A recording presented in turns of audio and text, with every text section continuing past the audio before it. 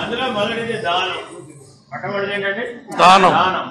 ఈ 5 కూడా మీ శక్తి అనుసారం చేయాలి. పక్కవాడు ఎంత ఇస్తున్నాడో చూడకూడదు, ఈ పక్కవాడు ఎంత ఇస్తున్నాడని అసలు చూడకూడదు. అడిగేవాళ్ళు ఇక్కడ అడిగేవాళ్ళు లీడర్స్కి ఇచ్చేయి. 6 లీడర్స్ పెట్టాం కదా, వాళ్ళకి ఇచ్చేయి. మా వాళ్ళకు కూడా ఇవ్వు. అర్థమైందండి? ఇక్కడ మీరు అర్థం చేసుకోవాల్సింది, ఈ పాఠం వినకపోతే మీ 9 రోజులు వేస్ట్ అయిపోతుంది. ఏం ఓయ్ అది మీ దగ్గరకే వస్తుంది, దాని గురించి కంగారు పడదు. ఈ 5 అంశాలు కూడా యథాశక్తి ఆచరించాలండి. యథాశక్తి ఆచరించడం కోసమే తీర్థయాత్రకు వచ్చారు మీరు. అప్పుడే మీకు తీర్థయాత్ర ఫలం దక్కుతుందన్నమాట. మొదటిది ఏంటి? దానం. ఎంత ఇవ్వాలి? యథాశక్తి. ఆన్సర్ అదే. 5 రూపాయలు ఇస్తావా, 50 రూపాయలు ఇస్తావా, 500 ఇస్తావా, 5000 ఇస్తావా, 50,000 ఇస్తావా? యథాశక్తి. అటు ఇటు చూసి ఇవ్వకూడదు. అర్థమైందండి? మనమే ఇచ్చేదెవరు? ఈశ్వరుడు. నువ్వు కాదు, ఇచ్చేదెవరు? ఈశ్వరుడు. ఇచ్చే చేయప్పుడు ఈశ్వరుడే. అందుకు దానం. గుర్తుపెట్టుకోండి. కింద చేయైన వాడెవడని చూసేవాడు కాదు, పుచ్చుకునేవాడెవడు? వాడు ఈశ్వరుడే. ఇది మర్చిపోమాకండి. ఇచ్చేవాడెవడు? ఈశ్వరుడే. పుచ్చుకునేవాడెవడు? ఈశ్వరుడే. ఇది మర్చిపోయారనుకోండి. నేను ఆ గుడిలో 5,000 ఇచ్చాను తెలుసా, అయిపోయింది. ఇక పోయింది అది. అర్థమైందండి? ఇది దానంలో ఉన్న పెద్ద చిక్కు. మీరెవరైనా సరే ఏ దానం చేసినా సరే అనేక దానాలు చేయవచ్చు. జ్ఞానదానం చేయవచ్చు. మీకు తెలిసింది పక్కవాడికి చెప్పచ్చు, అది కూడా జ్ఞానదానమే. మీరు ఏదైనా ఒక విశేషాన్ని గుర్తించారు, పక్కవాళ్ళకి చెప్పచ్చు.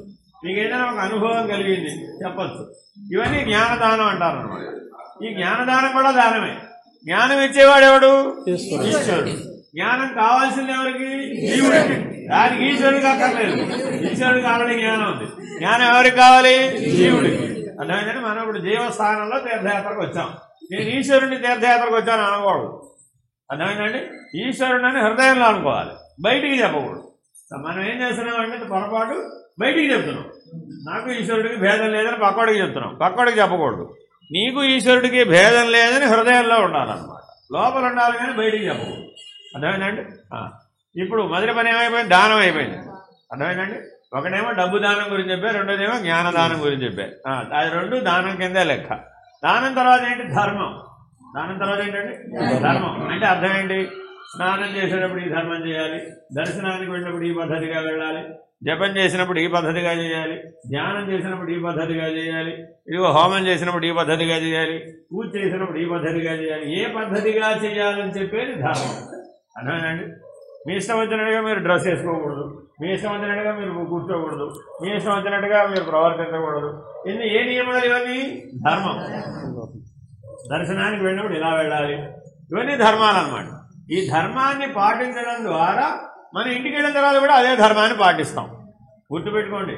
ఇక్కడికి వచ్చిన తర్వాత మీలో 2 మార్పులు రావాలి. ఒకటేమిటి? మీ ఇల్లు దేవాలయం అవ్వాలి, మీ శరీరం దేవాలయం అవ్వాలి. ఇక్కడ మనం అందరం ఇప్పుడు ఈ 10 రోజులు చేసే పని ఏమిటి?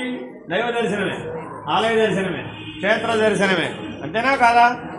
ఇదంతా ఎందుకు చేస్తున్నాం? రోజుకి 8 గుళ్ళు తిప్పుతారు. 1 కాదు 2 కాదు, ప్రతిరోజు 8 గుళ్ళు, 10 గుళ్ళు, 12 గుళ్ళు తిప్పుతూ ఉంటాడు. పొద్దున పూట అంతా 7 నుంచి 1 గంట వరకు మన ఉద్యోగం ఇదే. మధ్యాహ్నం పూట భోజనం చేసిన తర్వాత నిద్రపోకుండా పాఠం వినాలి. భోజనం చేసిన తర్వాతే పాఠం ఎందుకు పెడుతున్నారంటే నిద్రపోకుండా ఉంటాం. పరీక్ష అంటే తీర్థయాత్రకు వచ్చినప్పుడు మధ్యాహ్నం నిద్రపోకూడదు. ఎవరైతే తీర్థయాత్రకు వచ్చిన వాళ్ళు మధ్యాహ్నం నిద్రపోతారో ఆ రోజు పుణ్యం మిమ్మల్ని విడిచిపెట్టేస్తుంది. ఏ రోజు పుణ్యం ఆ రోజు సంపాదిస్తారు కదా ఇక్కడ. ఆ పుణ్యం మిమ్మల్ని ఎవరు వదిలేస్తున్నాయా అంటే సూర్యుడు ఉండగా నిద్రపోయారనుకోండి, మిమ్మల్ని ఆ పుణ్యం వదిలేస్తుంది. అర్థమైందండి? పుణ్యం అంటే జ్ఞానం. గుర్తుపెట్టుకోండి. ఆ జ్ఞానం పోతుంది. మనం నిద్రపోగానే ఏమైపోయాం? శవ సమానం అయిపోయాం. అందుకని ఇక్కడ 4 సార్లు స్నానం అనే అలవాటు ఉండదు అనమాట. ఇక్కడ ఉండే వాళ్ళందరూ 4 సార్లు స్నానం చేస్తారండి. ఎందుకంటే మధ్య మధ్యలో వాడు ఏదో చేస్తాడు, చేస్తే అశౌచం వస్తుంది. అశౌచం వస్తే మళ్ళీ స్నానం చేయాలి. ఇప్పుడు మనం 4 సార్లు చేయాలంటే ఎక్కడ చేస్తాం? చేయలేం కదా. కాబట్టి జాగ్రత్తగా ఉండాలి. అర్థమైందండి? ధర్మాన్ని ఆచరించాలి. ధర్మాన్ని ఆచరించేది ఎట్లా ఆచరించాలి? యథాశక్తి. మళ్ళీ మర్చిపోకూడదు. అర్థమైందండి? దానం తర్వాత ఏంటి? ధర్మం. దానం తర్వాత ఏంటి? ధర్మం. ధర్మాన్ని ఆచరించేప్పుడు కూడా యథాశక్తి. అంటే అర్థం ఏంటి? ఒక ఆయన 108 ప్రదక్షిణలో గిరగిర తిరిగేసాడు. వాడిని చూసాం. నేను కూడా తిరగేస్తాను అనుకున్నావు, 3 తిరిగేటప్పుడు పడిపోతాం. 3 తిరిగేవాడు 108 వాడితో పోల్చుకోవడం ఎందుకు? అట్లా పోల్చుకోకూడదు. నీ శక్తి ఎంతో అంతే చెయ్యాలి, మర్చిపోమాకండి. ఎవరికైనా ఎక్కడైనా నీరసం వస్తే కూర్చోండి ప్రశాంతంగా, పరిగెట్టొద్దు. నీరసం వస్తే మాత్రం పరిగెట్టదు. ఇందులో నాలాంటి బ్యాచ్ వాళ్ళు చాలామంది ఉన్నారు, అందరు పెద్దవాళ్ళు అర్థమైందండి. అందులో ముఖ్యంగా షుగర్ పేషెంట్లు ఎవరైనా ఉంటే ఏమైనా దగ్గర పెట్టుకోండి, బిస్కెట్ ప్యాకెటో లేకపోతే మరొకటో ఏదో దగ్గర పెట్టుకోండి. నీరసం వస్తే వెంటనే తినండి, అర్థమైందండి. షుగర్ ఎక్కువ ఉన్నా పర్వాలేదు కానీ షుగర్ తక్కువ ఉంటే మాత్రం ప్రమాదం, వెంటనే మిమ్మల్ని హాస్పిటల్ చేస్తారు. అది అలాంటి పరిస్థితి తెచ్చుకోమాక, అర్థమైందా. షుగర్ ఉన్నవాళ్ళు ముఖ్యంగా ఏదైనా దారిలో కనబడితే పండో ఫలమో తినండి. ఈశ్వరుడు మిమ్మల్ని ఏం కోపించడు, శపించడు, ఆయనకు అదే ఉద్యోగం కాదు, అర్థమైందండి. చాలా మందికి భయం ఉంటుంది, ఈశ్వరుడు కోపిస్తాడు శపిస్తాడని. ఈశ్వరుడికి ఏ కోపతాపాలు మనలాగా ఉండవు, అర్థమైందండి. మనలాగా ఉంటే ఆయన కూడా జీవుడే. మనకున్న కోపతాపాలు ఏవి ఈశ్వరుడికి ఉండవు, అర్థమైందండి. చక్కగా మీ శక్తి అనుసారం చేయండి. దానం ధర్మం, అర్థమైందండి. 2 పనులు అయిపోయినాయి. 3వ పని ధ్యానం. ధ్యానం అంటే కూర్చొని కళ్ళు మూసుకుని చేసేది ధ్యానం కాదు, ధ్యాసను నిలపడం. మన బుద్ధి ఎక్కడికి వెళ్ళిపోతూ ఉంటుంది, ఎక్కడికి వెళ్ళిపోతుంది, ఎక్కడికి వెళ్ళిపోతుంది, ఎక్కడికి వెళ్ళిపోతుంది. మా ఇంటికి తాళం వేసి వచ్చాను, సరిగ్గా ఉందో లేదు.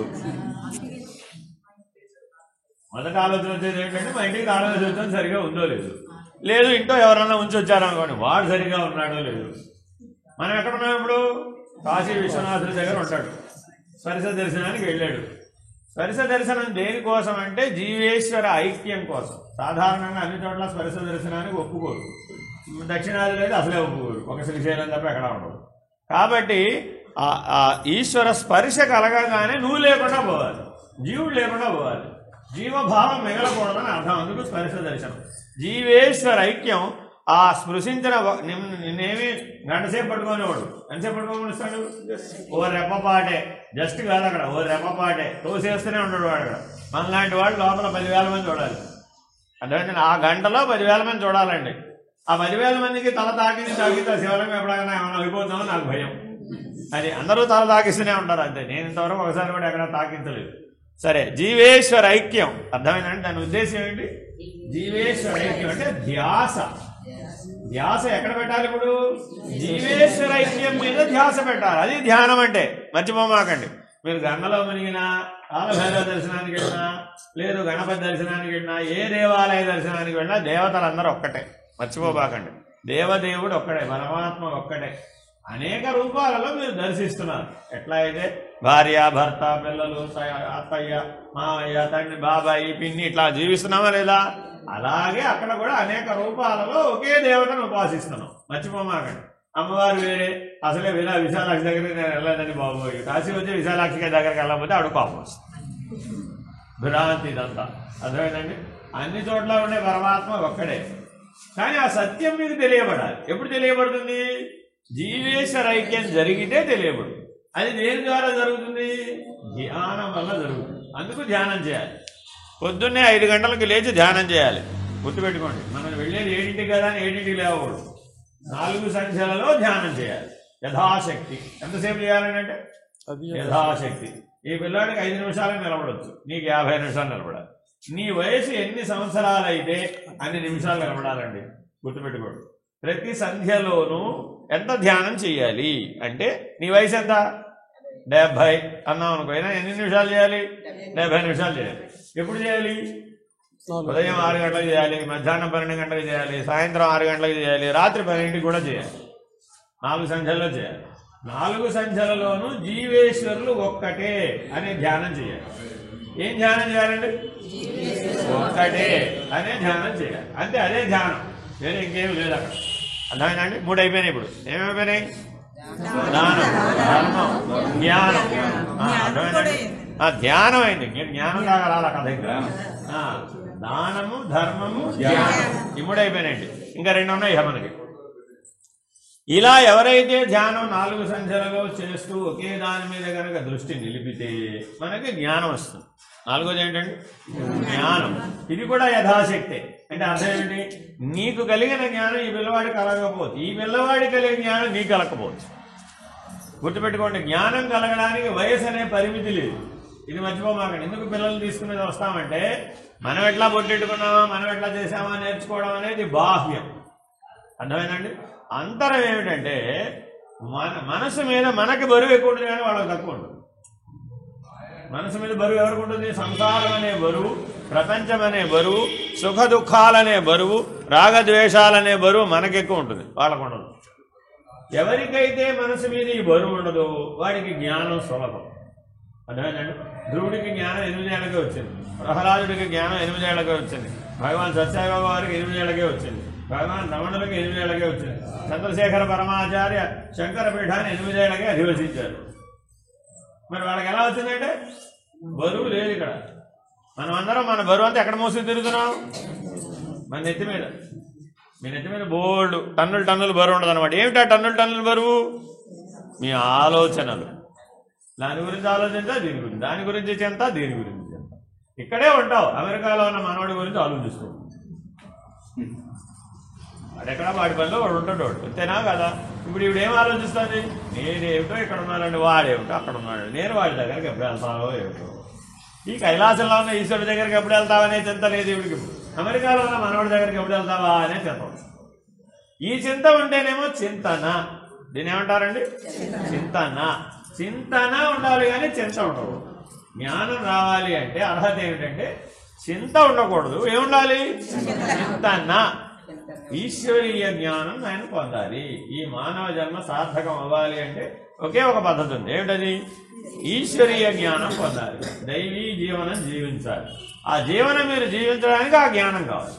అంతేనా? అర్థమైందండి? అది లేకుండా మనం జీవించలేము. అలా ఎప్పుడో ఒకప్పుడు ఏదో ఒక చింత మనల్ని వెంబడిస్తుంది. అర్థమైందండి? ఇంతకీ మీరు ఇంటి దగ్గర తెచ్చుకున్న డబ్బులన్నీ క్షేమంగా వచ్చినాయా? ఇక్కడ దాకా మధ్యలోనే ఎక్కడన్నా పోయినాయి అంటారు. ఈశ్వరానుగ్రహం చెప్పలేదు. మీకు తెలిసిన ప్రశ్నే అడిగానా లేదా? వెంటనే మన లోపల ఏ సమాధానం రావాలి? ఈశ్వరానుగ్రహం. నేను ఇప్పుడు ఎవరి దగ్గర ఉన్నాను? సాక్షాత్ ఈశ్వరుడు ప్రత్యక్షంగా ఉన్న చోటిది. అవిముక్త క్షేత్రాలలో ఈశ్వరుడు ప్రత్యక్షంగా ఉంటాడు, మర్చిపోమాకండి. సర్వవ్యాపకమైనటువంటి ఈశ్వరుణ్ణి ఇక్కడ గుర్తించవచ్చు. జ్ఞానం అంటే అంతటా ఈశ్వరుడు ఉన్నాడని గుర్తించడం, దర్శించడం.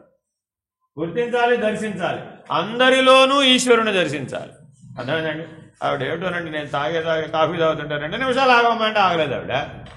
ఏం పోయింది? ఏం పోయింది? జ్ఞానం పోయింది. 2 నిమిషాలు ఆగమమ్మా, కుదరదు, వెళ్ళిపోవాలి. ఏం పోయింది? ఎవరితో మాట్లాడుతున్నా, ఎవరితో ప్రవర్తిస్తున్నా ఈశ్వరుడితో ప్రవర్తిస్తున్నా.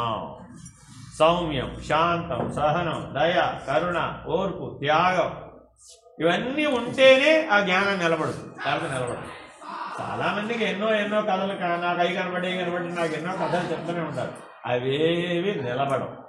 కనబడతాయి అంతే, నిలబడవు. కనబడేవని నిలబడాలన్న నియమం లేదు. నిలబడితేనే జ్ఞానం అవుతుంది. గుర్తుపెట్టుకోండి. ఈ పిల్లవాడు ఎప్పుడు బాగుపడ్డాడు, ఎప్పుడు స్కూల్కి వెళ్ళాలి ఎందుకంటే అసలు లేచి నిలబడి అంటావా లేదా? ఇంకా పాకే పిల్లవాడిని స్కూల్కి పంపిద్దామా? ఎటు పంపిస్తాం? లేచి నడవాలి, పరిగెట్టాలి, అప్పుడు కదా స్కూల్కి వెళ్ళేది. అంటావా లేదా? మనం కూడా నిలకడ కలిగితేనే జ్ఞానం. నిలకడ అంటే ఏంటి అర్థం? ఇప్పుడు నిర్ణయం అయింది, మెలకువ అంతా ఉండాలి. ఇప్పుడంతా మనం దేంట్లో ప్రయత్నిస్తున్నాం? మెలకువలో ప్రయత్నం చేస్తున్నాం. ఏ ప్రయత్నం చేసినా చేస్తాం, మెలకువలో చేస్తాం. కాబట్టి మనకి మెలకువలో కలిగిన జ్ఞానం కళలో కూడా ఉండాలి, నిద్రలో కూడా ఉండాలి. మెలకువ, కళ, నిద్ర చేత మారిపోని లేదు, అదే జ్ఞానం. జ్ఞానం అంటే నిర్వచనం ఏంటి? మెలకువ, కళ, నిద్ర చేత ఏది మారిపోదు అదే జ్ఞానం. కాశీలో విశ్వేశ్వరుడు ఉన్నాడండి. రాత్రి నిద్రపోయారా లేదా? నిద్రపోలేదా? అందరూ నిద్రపోయారా? విశ్వేశ్వరుడు ఉన్నాడని ఒకరికన్నా గుర్తొచ్చిందంట రాత్రి నిద్రలో? అయ్యయ్యో, అంత నానా కష్టాలు కూడా అక్కడి నుంచి దాకా ఎందుకు వచ్చావు? విశ్వేశ్వరునిలో ఉన్నానే. ఇదంతా విశ్వేశ్వరుడేగా, ఈ క్షేత్రం అంతా విశ్వేశ్వరుడే.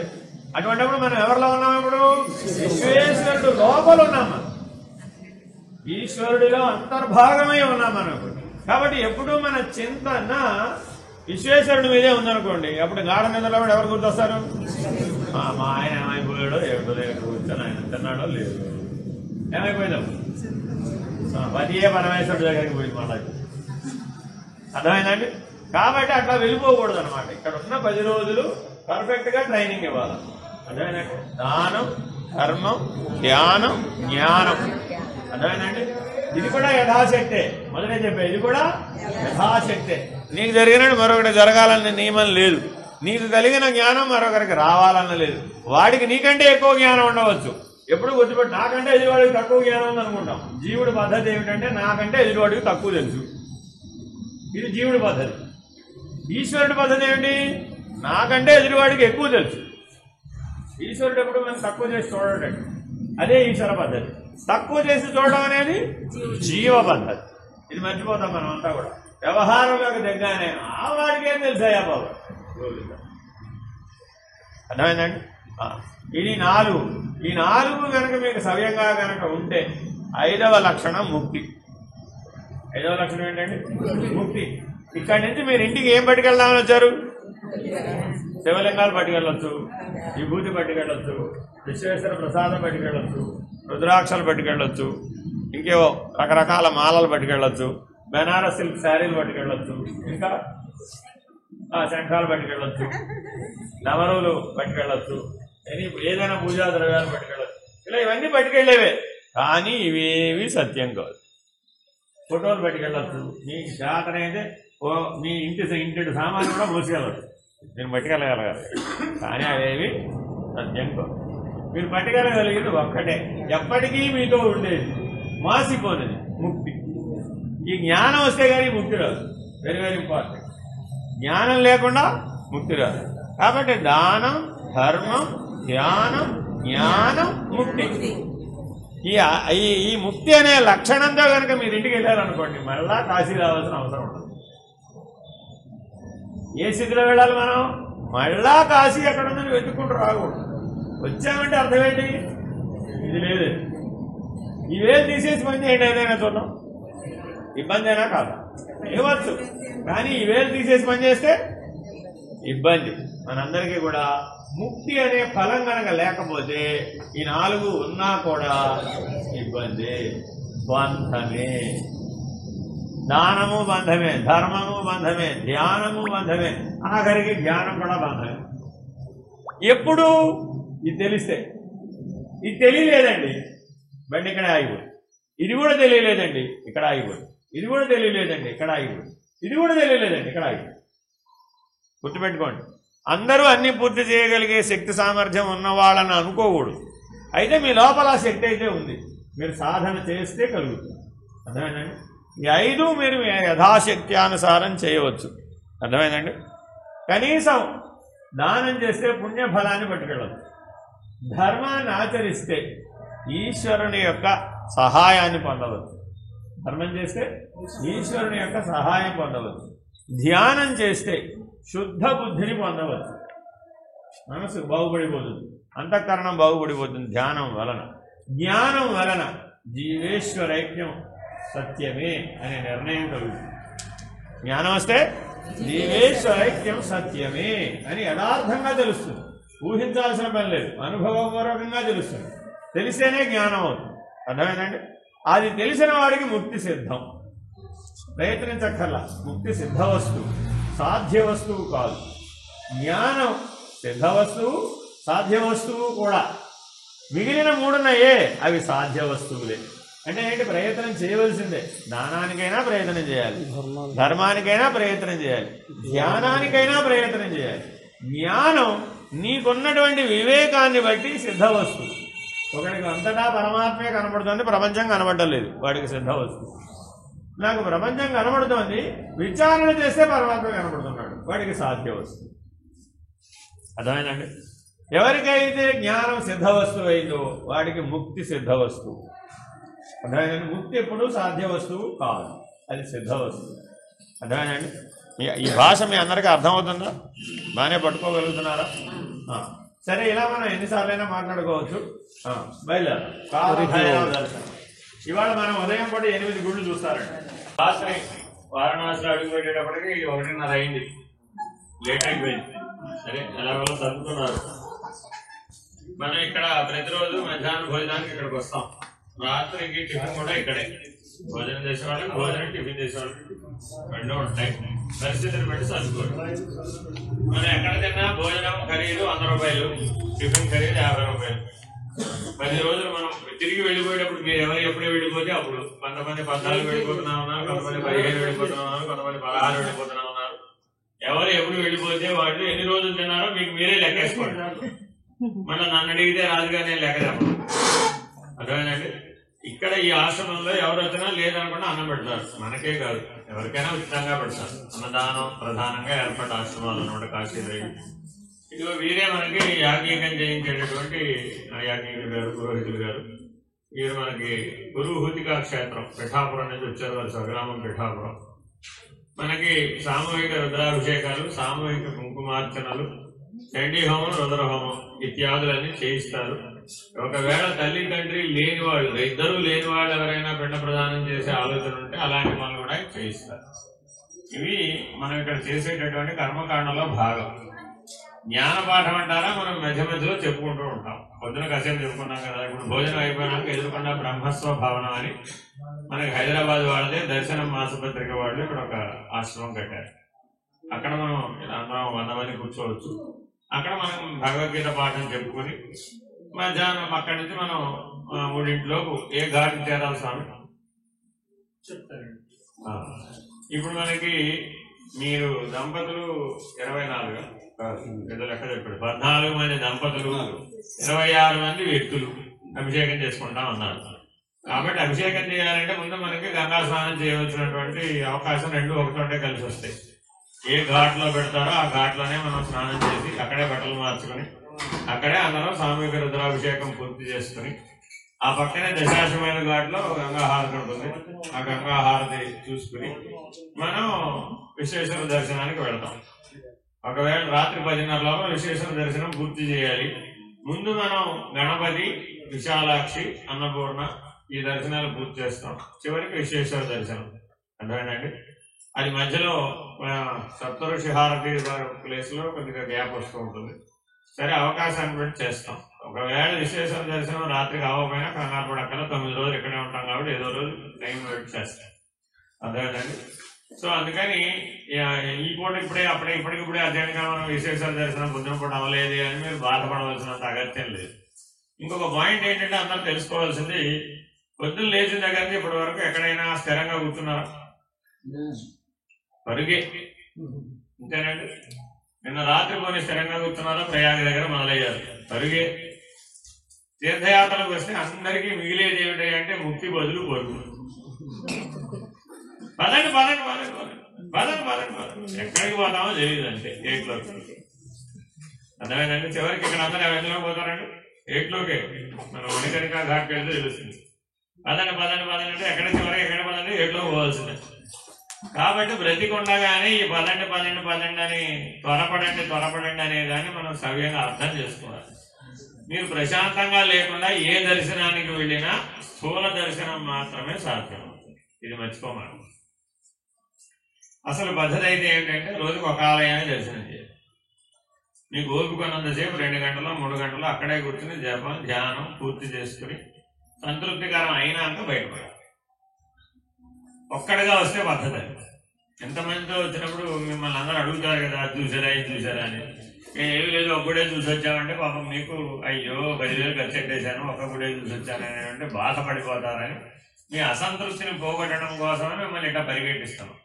అసలైన పద్ధతి అయితే ఇది కాదు. అర్థమైందండి? నిందాక మీరు అక్కడ మృత్యుంజయ మహాదేవ్ దగ్గరికి వెళ్ళారు. చూడండి, అక్కడ అందరూ ఏం చేస్తున్నారు? ఎవరి జపాలు వాళ్ళు చేసుకుంటున్నారు, ఎవరి ఆరాధనలు వాళ్ళు చేసుకుంటున్నారు, కలశాలు పెట్టున్నాయి, ఎవరి వ్రతాలు వాళ్ళు చేసుకుంటున్నారు. అదే అన్నమాట పద్ధతి.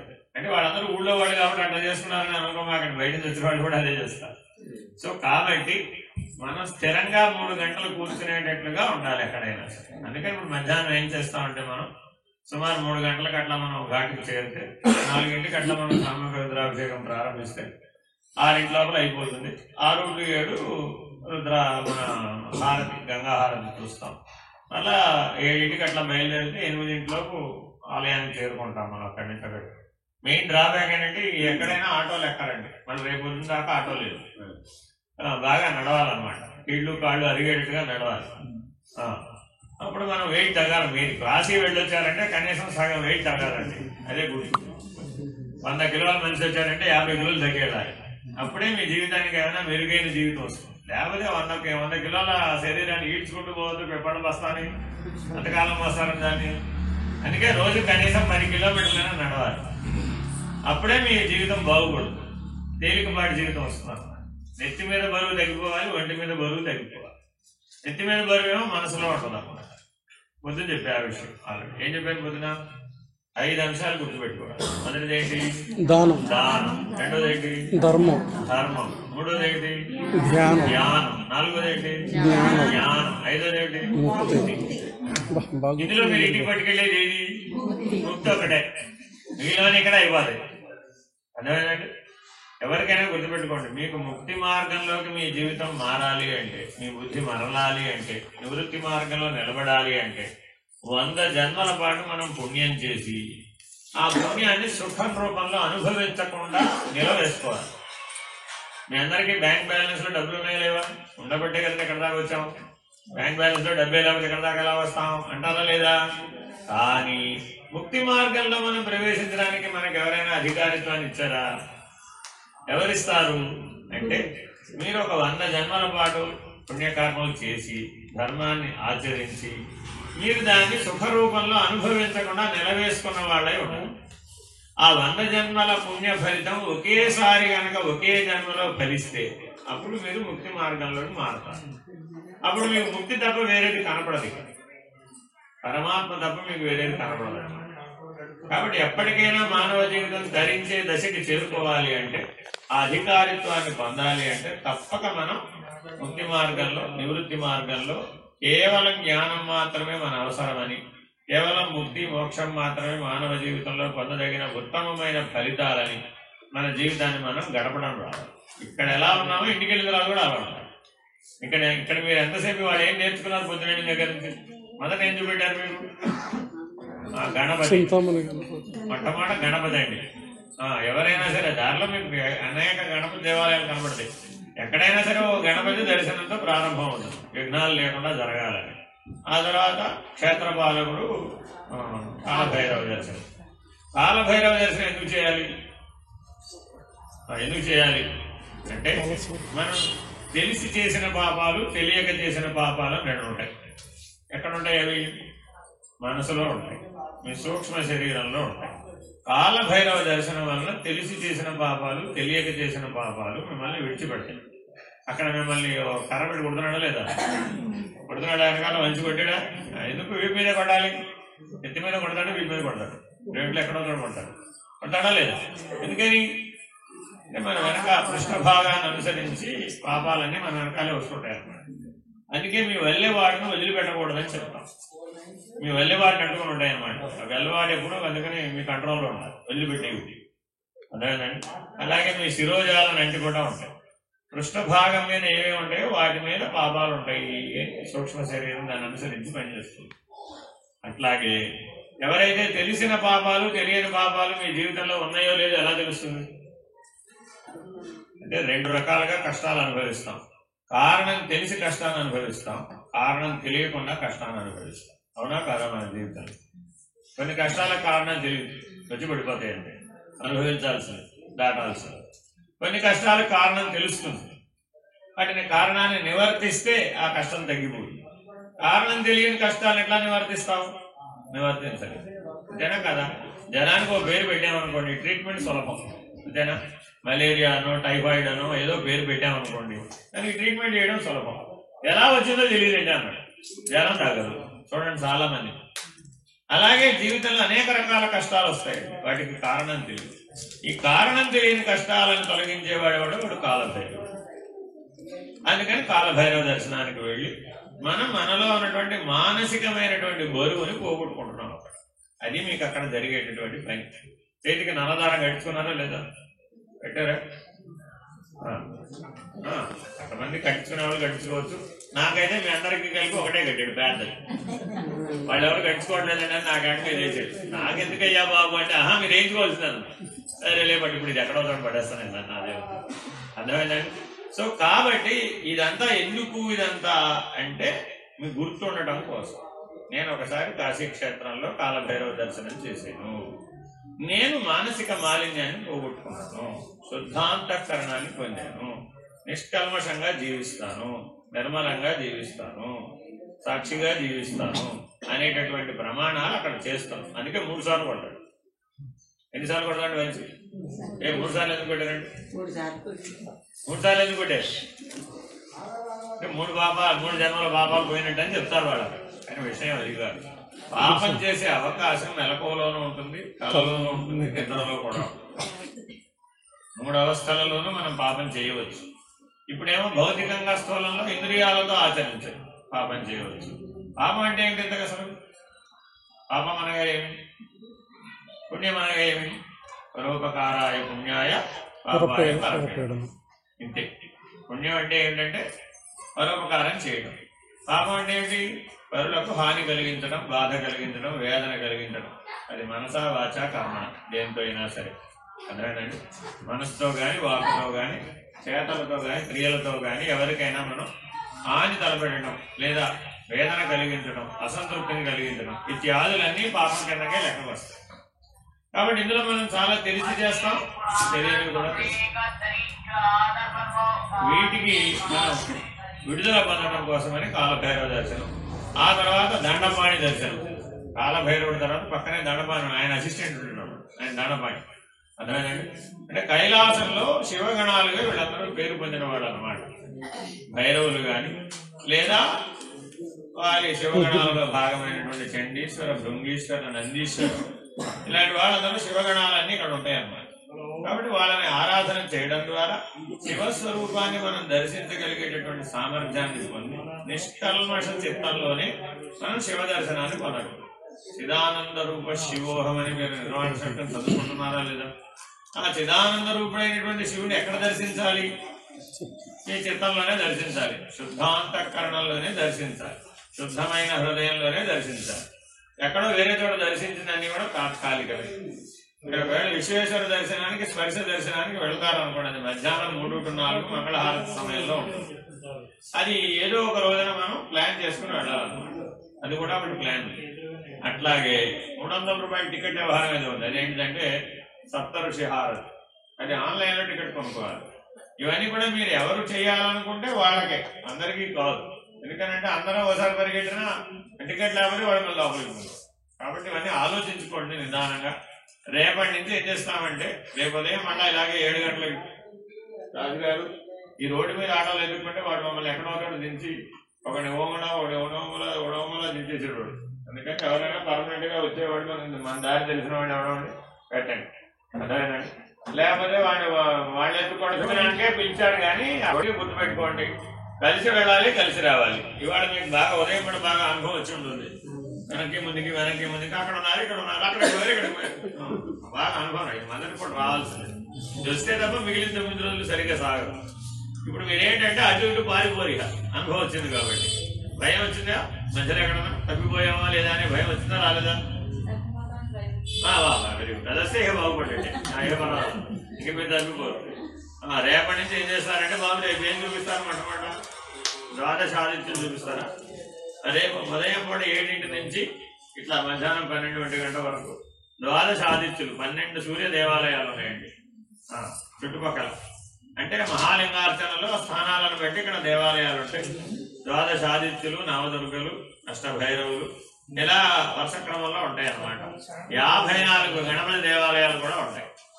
ఆ మహాలింగార్చనలో 54 గణపతులు ఉంటాయండి. మీరు ఎవరికైనా కావాలంటే పాగూరులో శాశ్వత మహాలింగార్చన అక్కడ 54 గణపతులతో కూడినటువంటి మహాలింగార్చన. అలాగే పంచభూత లింగాలు కూడా ఉంటాయండి.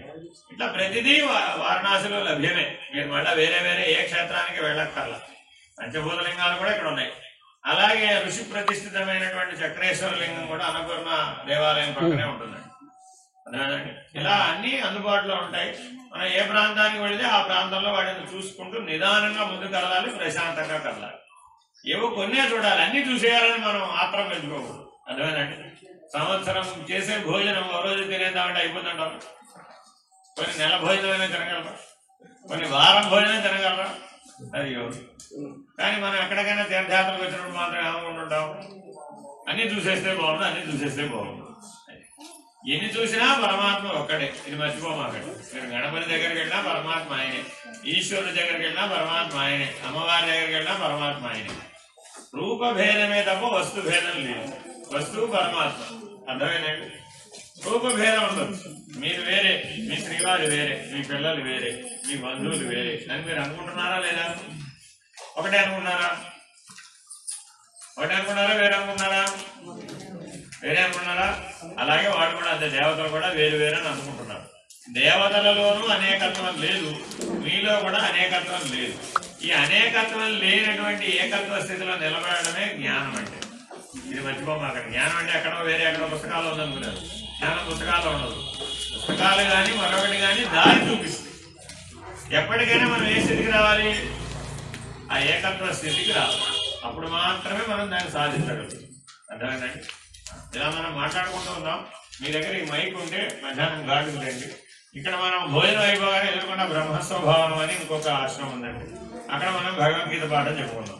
1 గంట పాఠం చెప్పుకొని మనం తర్వాత బయలుదేరాం. మనకి మొత్తం 14 గంటలు వీళ్ళు, 26 వ్యక్తులు. మా వాళ్ళు ఎంత 18, 20